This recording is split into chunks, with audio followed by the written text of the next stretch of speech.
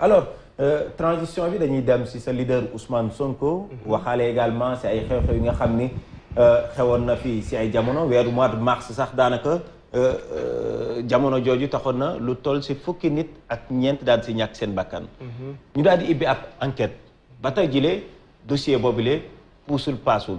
déggatuñ leen yéen itam ngeen sàqu si kilifa yi pour mbir mu leer. alors lan moo si seen gis-gis taxawaay ginnaaw bu ñu ubbee enquête ba tey jii ay doomu nit ñàkk seen bakkan ba tey kenn xamul fan la wànneen di mujjee gëtam si boobu la mbir est-ce que jàpp nga ni pour réew bu normal réew bu ñu ni démocratie war a respecter doomu aadama dignité doomu aadama war nañoo toog mbir moomu rester nii benn impuni kenn du xam kan moo def kan moo reyu.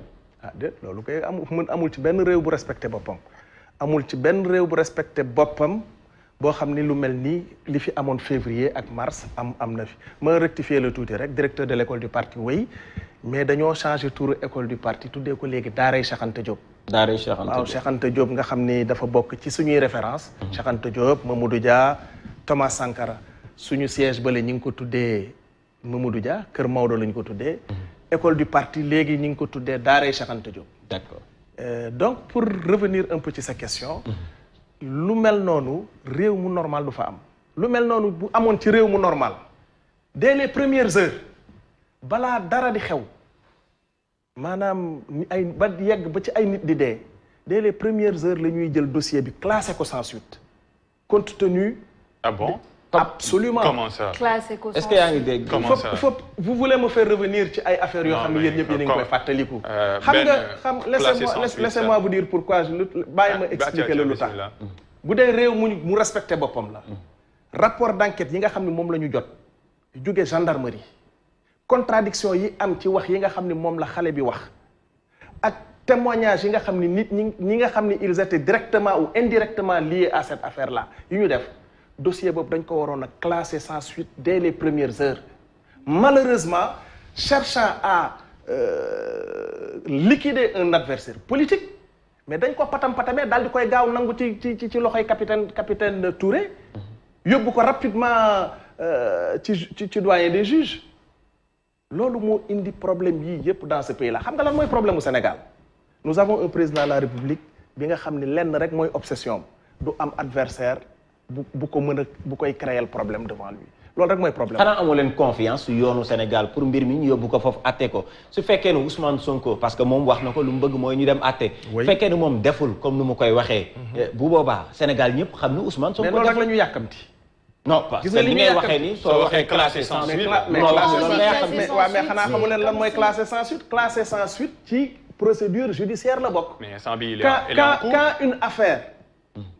dañoo porter plainte da ngay dem gendarmerie wala nga dem police gendarme bi wala police bi bu toogee déglu la bu xamee ni yow mii li ngay wax dara taxawu ci mais mën naa classer affaire bi déjà lui à son niveau sans classer ko sans suite bañ a déférer affaire bi au niveau du parquet même su ko déférer au niveau du parquet waa parquet ci boppam mën na koo xool classer ko sans suite le doyen des juges. sauf que dès les premières heures nga wax dès les premières heures quand on a entendu la fillette là dire ce qu'elle a dit quand elle a montré qu'elle a organisé son propre viol. Non, attention. À partir de ce moment-là, attention. madame, laissez-moi terminer s'il vous plaît. Quand on a vu qu'elle a organisé son propre viol, la fille, booba rek la ñu waroon a am doute ne kii li muy wax dara taxawu ci. taxaw naan di taxaw di laajte naan Ousmane kañ lay ñëw Ousmane et cetera c'est pas la peine de revenir. justice moo koy tranché seen xel leer na léegi li leer ba leer mooy doyen des juges laa wax.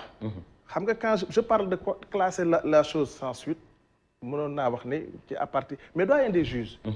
normalement su lañ ba tey affaire bi d'ailleurs sax le ministre de la justice l'a confirmé l'autre jour au niveau de l'Assemblée nationale mais ordonnance de non-lieu rapidement la war a signer jox ko Ousmane Sonko affaire bi dafa waruta sax yegg. ci tribunal waaye ñun li ñu yàkkamti. mooy nañ ko juger rapidement parce que nag du ñu accepter aussi. ñu jël benn épée teg ko ci kaw bopp Ousmane Sonko nga xam ne saa yu bëggee def dara rek ñu dagg bopp bi loolu nanguwuñu ko xam nga lan la ñuy wax on règle ce problème là dans les plus brefs délais parce que loolu moom mooy demande du Sénégalais yi. waaye loolu aussi moo jëg justice bi. La justice doit redorer son blason ci situation bi parce que justice nag quand même il faut reconnaître que la justice a été très écornée par cette histoire-là. te nag li Sénégalais yi xaar mooy rapidement ñu régler problème boobu le plus rapidement possible te nag ñii nga xam ne ñoom ñoo ci am responsabilité. parce que nag dinaa la xamal benn affaire rey nañ ci ay xale yoo xam ne defuñu lu dul bëgg a aar un projet bëgg a aar un leader. parce que man c'était ça en fait ma question mais dañu woon da nga yàkkamti woon dugg si pa man loolu laa doon laaj. en fait ay ndaw yoo xam ne ndaw ñooñu ñàkk ndaw ñi nga xam ne dañ cee ñàkk seen bakkan ndaw ñi nga xam ne dañ cee ñàkk seen bakkan kenn ci ñoom yorul arme xale yooyu ñu rey amu ci kenn ku yor arme lu dul bëgg a aar taxaw seen kanamu leader aar seen projet bi nga xam ne moom la seen leader di incarner ñu rey ci fukk ak ñett. loolu il faut que mu leer dina leer tey wala dina leer suba. mais affaire les émeutes mois de mars du Sonko rek. nga ni du Sonko rek émeute mois de mars. cocktail rassemblement de plusieurs choses la mënoo jël rek ne ñu génnoon ñëpp Ousmane Sonko moo tax ñu génn dañuy défendre un projet. il y avait un peu les effets de la pandémie affaire couvre-feu ñoo xam ne si ñëpp génnuñu ngir Ousmane Sonko loolu tamit il faut nga leeral ko si sa analyse. waaw dëgg la Moustapha Sarré. loolu ci la waaye nag li ko déclenché. waaw on le sait mais mënoo wax nañu reconnaître que li ko déclenché mooy protéger un projet. en parlant de n'est-ce pas les gens ont pensé que ni. waruñu faagaagal un adversaire et surtout quelqu'un boo xam ne il mooy capitaliser l'unique espoir de ce peuple sénégalais. Aujourd'hui c'est lui qui capitalise l'unique espoir bu peuple sénégalais bi am pour ñu changer réew mi. kooku nag bu fekkente ni moo déclenché loolu nañ ko nangul nag wax dëgg yàlla que ni moo ko en parlant de déclencher loolu comme 5 minutes moo ñu dese rapidement on parle de responsabilité et de gestion depuis le début man j'aimerais bien savoir lan mooy sa xalaat ci bon par rapport à la responsabilité à la gestion des événements justement du mois de mars parce qu'il y a quand même eu erreur pour qu'il puisse avoir accusation il y a eu erreur on était en période de couvre-feu donc on peut dire que il y a eu erreur pour qu'il puisse y avoir accusation donc en période de couvre-feu comment est-ce que vous voyez la responsabilité bien sûr de cela de accusation yooyu par rapport au leader du PASTEF et aussi gestion bi après les émeutes et durant les émeutes gestion yi comment est-ce que vous définissez ça est-ce que Ousmane Sonko a bien géré cette situation-là? Bien évidemment, s'il ne l'avait pas bien géré, il serait aujourd'hui en prison. S'il ne l'avait pas bien géré. Pas pour lui-même, mais pour le peuple sénégalais. Non, attends, pour le peuple sénégalais, il faut reconnaître qu'il était vraiment heureux que Ousmane ne puisse pas entrer en prison parce que il incarne disons un projet qui finalement est le seul espoir pour le peuple sénégalais. Si aujourd'hui il n'avait pas bien géré, su fekkoonte ni géré wul woon normalement crise boobu tey jii fi mu nekk nii ma nga ndungu sin parce que loolu moom mooy objectif pouvoir bi. D'accord te nag vraiment c'est dommage que ñu nekk ci dëkk boo xam ne situation bu mel nii dina fi am ba fii mu nekk nii kenn déggatul ñu wax ci. D'ailleurs bari na ay 94 milliards yi mi ngi nii kenn déggatul pratiquement kenn wax ci ak d'autres problèmes yoo xam ne Ousmane soulevé na ko. parce que nous sommes dans un pays anormal et anormalement géré par un homme qui normalement ne devait pas être à la place qu'il est. D'accord alors Moustapha Sarré Sophia wax na ko léegi juróomi simili moo ñu desee te ginnaaw itam du ñu am temps pour benn bu ne ñu développer ko fu nekk dañ fi jéem a am lu ñu si cof rek ñu ngi jëm si ay élections locales. alors ibbi nañ li nga xam ne sax moom mooy révision liste électorale yi le parti PASTEF a été créé en 2014. 2014 mi ngi tombeek ñu doon amal élection mun naa ni bokkoo leen woon tey ji si yooyu la élection wii moo war a doon seen élection locale yu njëkk. bien sûr lan mooy seen ambition au niveau du parti par rapport ak élection yi nga xam moom la ñu dëgmal.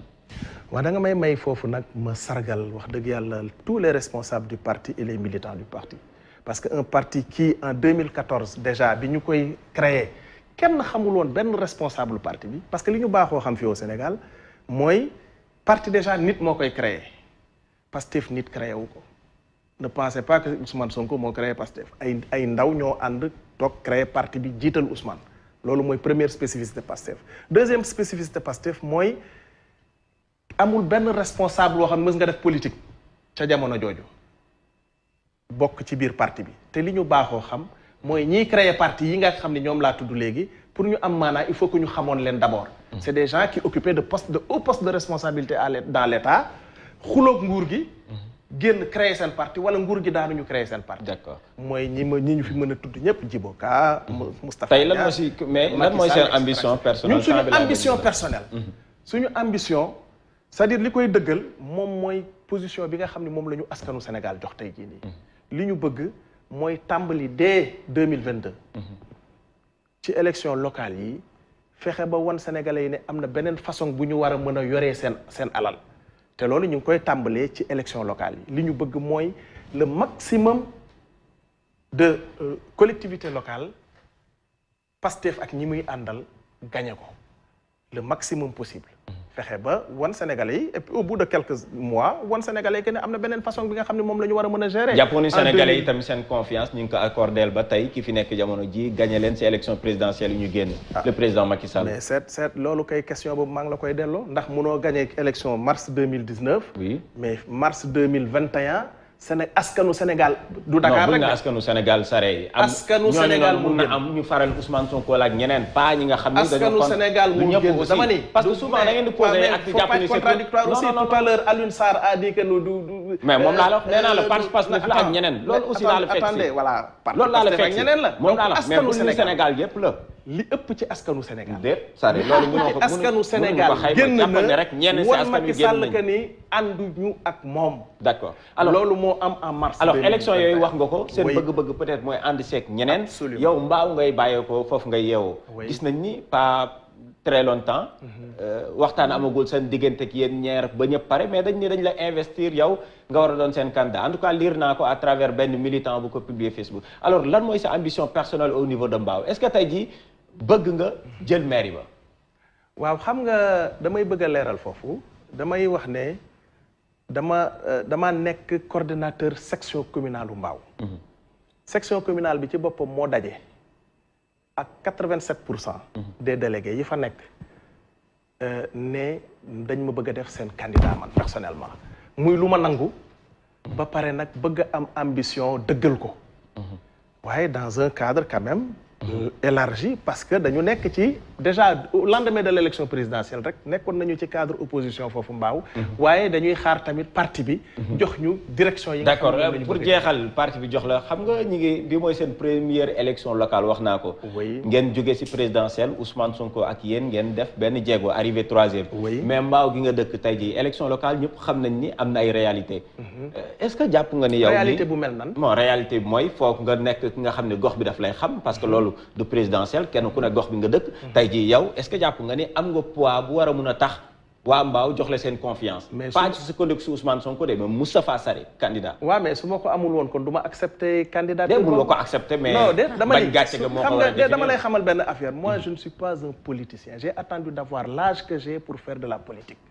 man duma koo xam ne je cours après les postes su fekkonte ni dañu ma ne yow dañu bëgg nga nekk suñu candidat te mu wóor ma ni man mii kat matewuma ko foofu laa leen di wax ne ah gaa ñi wut leen keneen waaye daf ma wóor ni liggéey ba ma liggéey foofu depuis 2015 ma installé fa la section communale nekk le coordinateur de la section communale ak liggéey bañ fa liggéey ba Pastef jël fa 2e ci élection présidentielle yi passé am plus de 25% des voix donc dépasser la moyenne nationale de Pastef de plus de 10 points loolu yaakaar naa ni liggéey boobu buñ ko liggéeyul woon duñu taxaw ne dañuy dagaan baatu askanu Mbao. alors constat oui moom da ngeen ma koy baar rek parce que fonction am ak qualité am dafa am solo moom mooy directeur école du parti oui école du parti suñ koy Daaray Cheikh Anta Diop Daaray Cheikh Anta Diop Cheikh Anta Diop moo naan armez-vous de savoir absolument xam-xam dafa am solo école de parti c'est pour rehausser le débat politique mais yaa ngi doon wax lajji Abdoulaye Diouf Sarr yow Moustapha Sarré jàppoon yi da ngaa lajj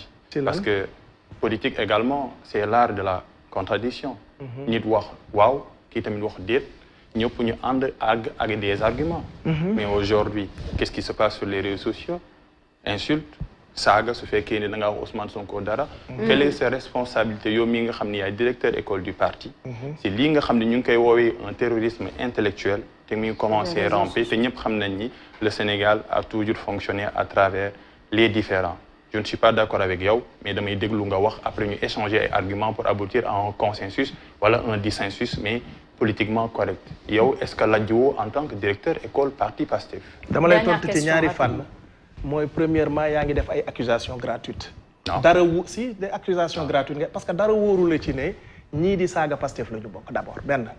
en tout cas ndaxte non nit ku ñëw ku mu.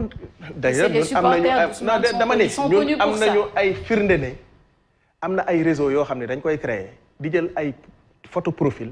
di ko mandargalee parce que am nañ ci ay firnde yu. peut-être nit ñooñu aussi dañoo gis ngeen dama ne loolu dama bëgg nga gëstu parce que journaliste nga gëstul loolu. mais y en a parce que même Ousmane Sonko il a fait des appels allant dans ce sens. c'est une accusation gratuite que vous êtes en train de faire. Ça ne concerne pas Pastef. La deuxième chose le deuxième point de la réponse mooy ñun Pastef. suñuy former dañuy former ñi nga xam ne dañ leen a reconnaître comme ni ma ko waxee léegi comme membre de Pastef ay structure la ñuy former suñuy structure ce sont les cellules les sections communales les coordinations départementales et il ne se passe pas une semaine yoo xam ne amul au moins une ou deux structures yu ñu formé wul dans le parti